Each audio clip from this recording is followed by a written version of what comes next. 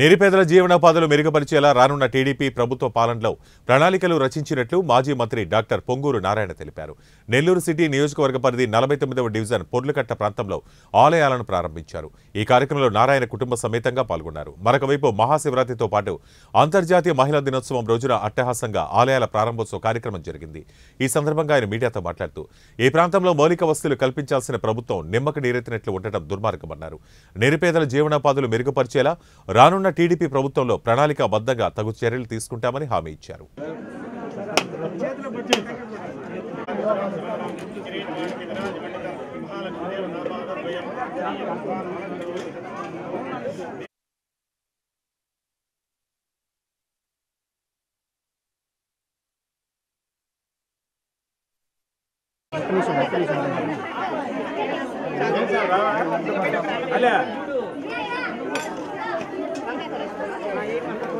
నమస్కారాలండి.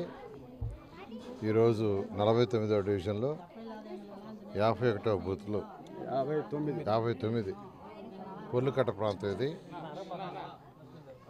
ఈ మధ్య లాస్ట్ 1 మంత్లో నేను ఒక 2 సార్లు ఇక్కడ రావడం జరిగింది. ఇక్కడ అరవపాలెం అంటారు దీన్ని.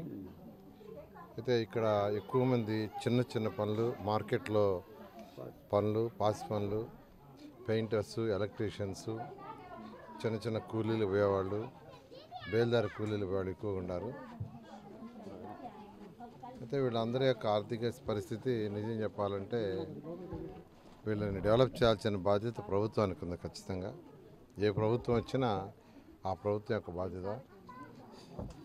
కొన్ని దగ్గరలో అయితే ఈ పక్కన ఇప్పుడు మనం ఎక్కడైతే ఉన్నాం పక్కన ఒక గుడిసుంది. మొన్న వర్షాలు వచ్చినప్పుడు యాక్చువల్గా గుడి సగం మొత్తం పోవటం జరిగింది.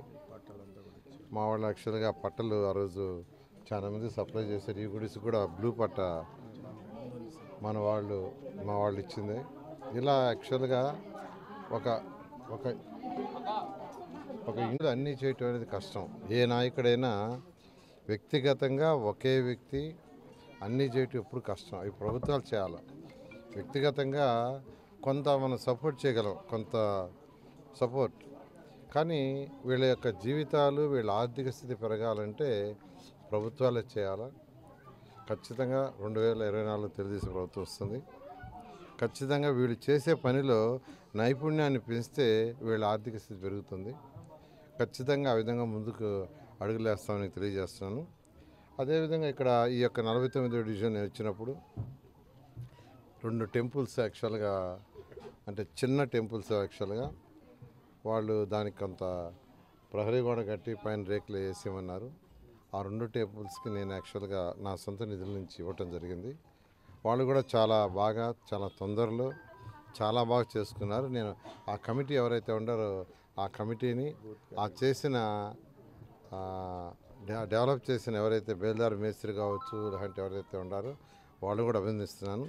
ఈ బూత్ కన్వీనరు, బిఎల్ఏలు రెగ్యులర్గా విజిట్ చేసి అవి ఎంత తొందరలో చేశారు, క్వాలిటీగా చేశారు. నేను అభినందిస్తున్నాను.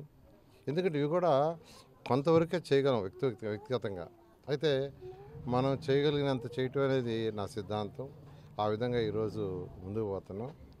ఇదే విధంగా ఈరోజు నెల్లూరులో దాదాపు ఒక 50 టెంపుల్స్ పైన యాక్చువల్గా ఇవ్వటం జరిగింది. వాళ్ళందరూ కూడా చేసుకుంటున్నారు.